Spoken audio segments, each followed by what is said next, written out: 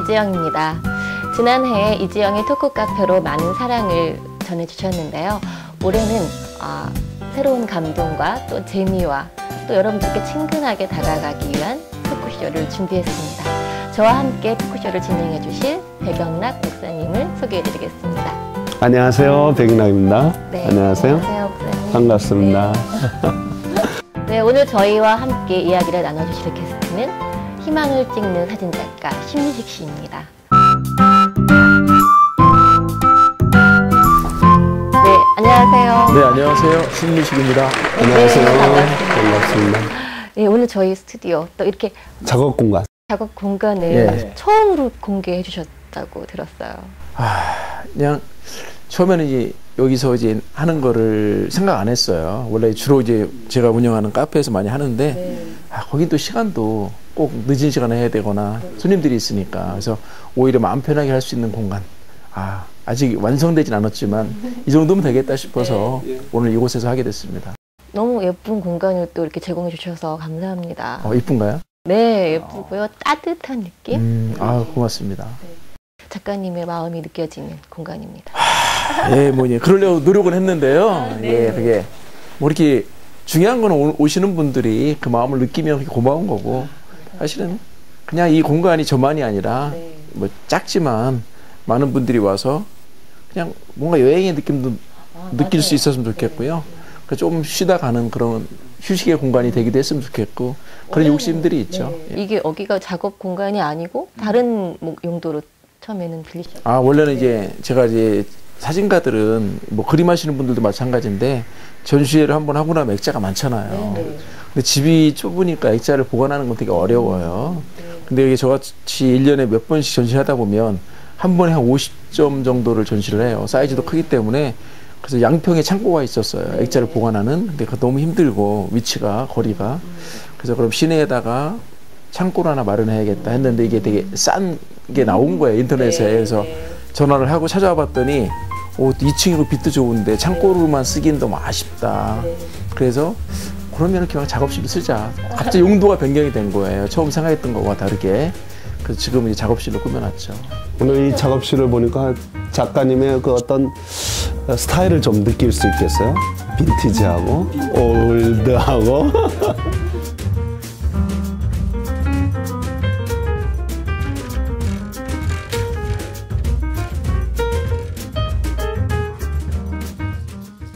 최근에 아프리카 다녀오셨다고요? 네. 예, 잠베지강이라고 그래서요. 네. 원래 잠베지강이 앙골라, 잠비아, 짐바브웨, 말라위, 모잠비크의 6나라를 위해, 보츠와나 6나라를 흐르는 아프리카 남부의 정말 중요한 강이죠.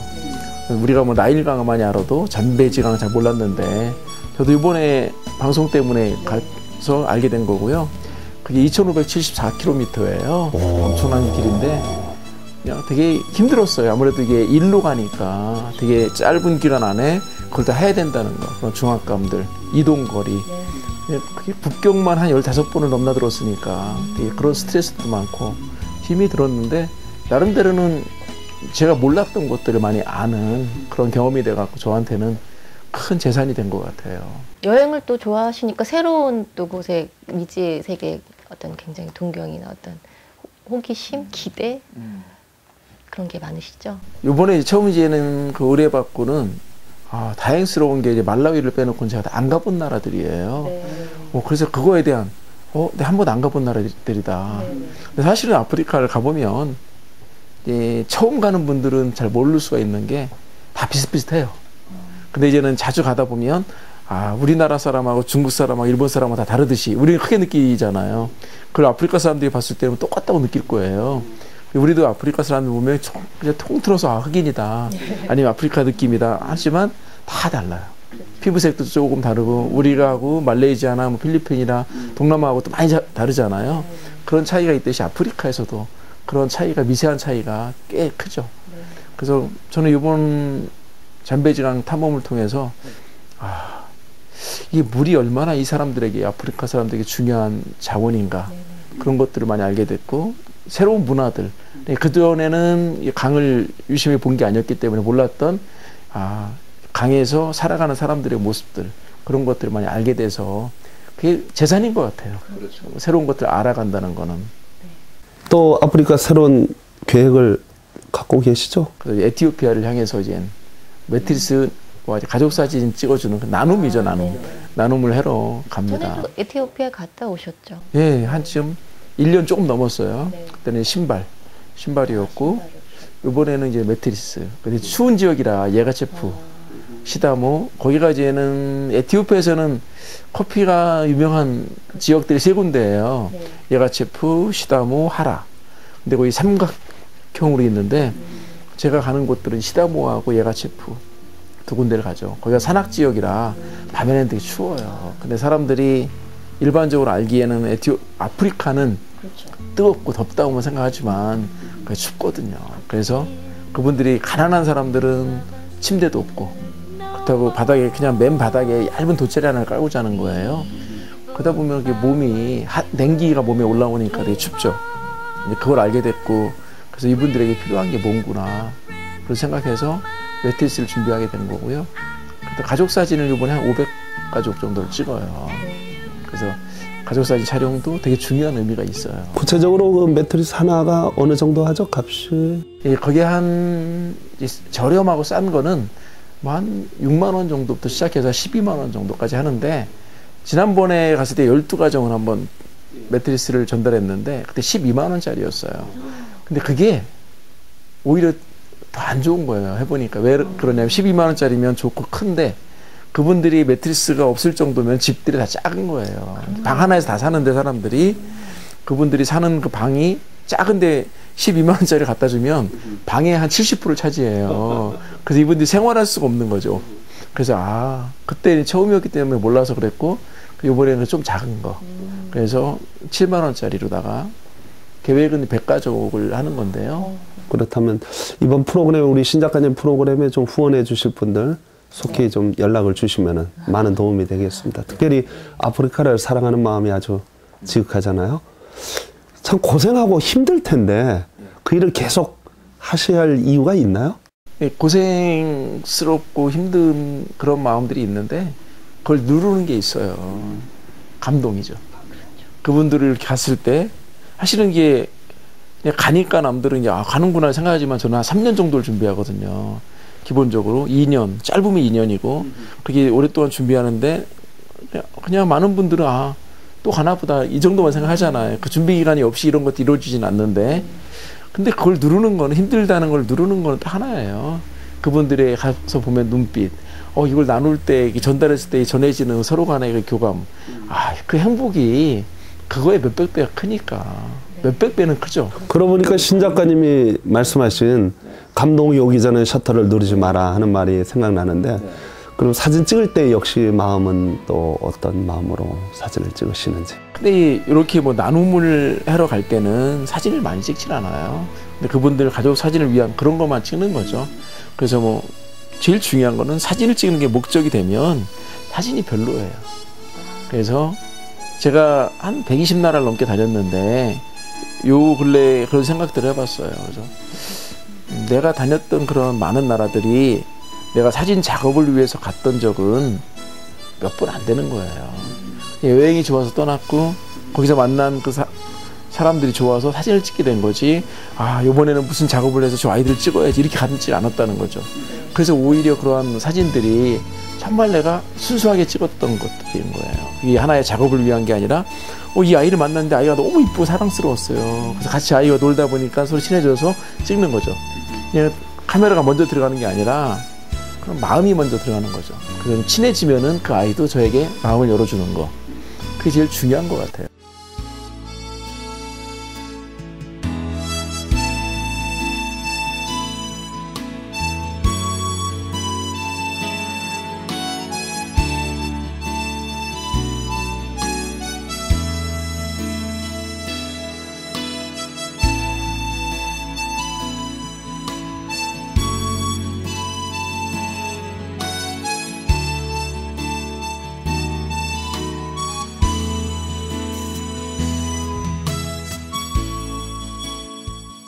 시간이 흐른다, 마음이 흐른다라는 책도 쓰셨죠. 네. 그 제목은 정말 제가 쓰고 나서 너무 아름다웠어요. 저도 그 제목 때문에 구입했잖아요. 네. 근데 그 제목을 보신 분들이 저를 만나고 나서는 자꾸 쳐다봐요. 진짜 쓰신 거 맞네요. 제가 약간 소도둑놈처럼 생겨갖고요. 약간 산적 스타일이라. 네, 신미식 작가님의 책을 이제 또 만나뵈야 되기 때문에 몇 예, 권 제가 봤습니다. 네. 네, 정말 책을 딱 펼치는 순간 마다가스카르의 이야기 딱 펼치면 아이들 웃는 소리가 막 까르르 나요. 딱 덮으면 조용해져요. 다시 딱 피면 또 막 까르르 막 웃는 소리가 들리는 것 같아요. 감성이 너무 예민하시네. 근데 사진가는 이게 찍을 때 어떤 마음이 있어요. 그리고 이제 그 사진을 찍고 와서 돌아와서 책을 낼 때 또 어떤 마음이 있어요. 그게 뭐냐면 두 가지예요. 한 가지는 내가 느꼈던 거 애들, 그 아이들의 밝은 웃음을 이 사람들이 나처럼 그걸 느꼈을 때 행복감을 받았으면 좋겠다고요. 또 하나의 기대감은 난 이렇게 찍어놨는데 이 사람은 이걸 어떤 거를 느낄까. 그거에 대한 피드백이 되게 궁금한 거예요. 내가 느꼈던 감정과 이 사람들이 느낀 건 분명히 다르거든요. 그 다름이 과연 뭘까? 이런 기대감들. 그래서 소평이나 이런 걸 보면서 근데 많은 부분은 한 80% 이상은 거의 저와 비슷한 느낌을 갖고요. 그 중에 조금 다른 분들의 그 이야기들이 또 재밌어요. 저는 그 작가님의 사진도 참 마음에 와닿지만 무엇보다도 글. 응? 글 쓰는 거. 지난번에 그 삶의 도구라는 사진전 그때 제가 참 감명 있게 보고 작가님이 저한테 앞으로 목사님 글 좀 써주세요. 글 써보세요 하고 격려도 해주셨는데 작가님 글은 사진 찍으면서 글을 생각하셔야 아니면 사진 찍은 다음에 글을 쓰셔야 아니면 뭐 어떻게 작업을 하세요? 찍을 때는 글을 생각 안 해요. 찍을 때 그래서 저는 조금 머리도 되게 나쁜데 여행 다닐 때 메모를 안 해요. 메모를 안 하는데 그냥 찍을 때는 찍는 거에 대한 게 집중인 것 같아요. 그래서 다시 막 너무 좋았는데 막 찍다가 꺼내서 갑자기 메모하면은 갑자기 그 느낌이 끊어질 것 같은 거, 두려움. 그래서 일단은 전 찍고요. 근데 그게 뭐냐면 내가 찍을 때 너무 좋아서 찍었을 거 아니에요. 그러다 보면 시간이 10년, 20년이 지난 것도요. 그때 사진을 보면 그 느낌이 와요. 저는 머리가 되게 나쁜 사람인데 그래서 내 친구가 이야기했듯이 뭐 IQ는 95거든요, 제가요. 근데 EQ가 500이래요. 그래서 그런 감성적인 느낌의 것들, 지식이 아니라 그런 것들이 많이 좋아서 요번에 파리 전시회 작업하면서도 옛날 20년 전에 찍은 게 있어요. 맞아, 그때 내가 여기서 이 기차역에서 이렇게 앉아서 기다렸었지. 이런 것들이 다 떠오르는 거예요. 그래서 이 사진이 좋은 거는 지난 시간들 추억할 수 있는 아주 중요한 단서들을 제공하거나 그 느낌들을 사진으로 준다는 거죠. 근데 글로 쓰면은 그거를 봐갖고는 그만큼 안 느낄 것 같아요. 그래서 저는 제가 썼던 많은 책들의 거의 99.9%는 현장에서 쓴 건 없어요. 돌아와서 뭐 10년 후에 그 사진을 보면서 찍거나. 근데 분명히 감동을 받아 사진을 찍었기 때문에 그 느낌이 있는 거죠, 사진에. 그냥 막 찍었다면 이거 뭔데, 이거 왜 찍었지? 이런 생각이 들면은 그 글이 안 나왔을 것 같은데 그런 저한테는 사진이 우선이고 글은 나중에 쓰는 거예요. 그 사진에 붙어 있는 그 짤막한 글들이 꼭 산문시 같기도 하고요. 저는 책 읽으면서 이거 적어놔야 될 것 같은 막 굉장히 좋은 명언들 같은 명언집을 보는 것 같은 느낌이었어요. 가끔 이제 블로그 이제 서치하다 보면은 어떤 분들이 제 책에서 어떤 내용들을 이제 자기가 할 때 올려놓잖아요. 그럴 때 뿌듯해요. 내가 뭔데 이 사람들이 이걸 하나의 그거는 진짜 명언처럼 올려놓은 거잖아요. 그래서 근데 이런 말하면 되게 웃긴데 이 책 희한한 거예요. 그때 글을 써가지고 책을 냈는데 나중에 제가 그걸 보면 제가 감동받을 때 있어요. 내가 이런 걸 썼어? 왜 그러냐면 그때의 감정과 지금이 다르기 때문에 지금은 그때 느낌을 못 잡는 거죠. 그때 내가 이랬구나. 그때 외로웠구나. 그때 행복했구나. 그때 뭔가의 절박함이 있었구나. 이런 것들이 지금과 다른 거죠. 근데 지금 똑같이 그때의 감정을 끄집어내라 그러면 절대 못할 거예요. 제가 너무 사랑해 하고 싶은데 그래서 제가 썼던 글 중에 지금도 잊혀지지 않는 게 그거예요. 누군가 너에게 말을 걸어오면 아무 이유를 대지 말고 그 사람의 말을 기울여줘. 분명히 저 사람은 너무 세상에서 가장 외로운 사람일지도 몰라. 제가 그랬거든요. 제가 너무 외로울 때 사람들한테 정말 이야기를 하고 싶었어요. 근데 사람이 없는 거예요. 그래서 그때 내가 누군가에 가서 막 얘기를 했는데 그 사람이 나를 거절했다고 생각하면 너무 아팠을 것 같아요. 그 느낌이 와가 그때 그 글을 쓰게 됐거든요. 네. 근데 지금은 또 다른 거죠. 그때 감정하고. 근데 그럴 때 제가 썼던 그런 느낌들을 지금도 갖고 있는 사람들이 많다는 거죠. 분명히 너무너무 외로운 사람이 있는 거예요. 그래서 그런 분들은 그 글이 자기한테 너무 퀘션마크가 되는 거예요. 아, 이걸 보면서 눈물 한번 찔끔 흘릴 수도 있고. 내 얘기 같고. 나 외로워 죽겠어. 막 이런 거죠. 내 마음 어떻게 이렇게 잘 알까? 네. 이런 거죠. 하여튼 저는 제가 참 창피했던 거는 뭐냐면 제 독자들에게 미안한 건 있어요. 저는 1년에 책을 많이 낼 때 6권도 내봤는데 1년에 평균적으로 3권 정도씩 냈던 것 같아요.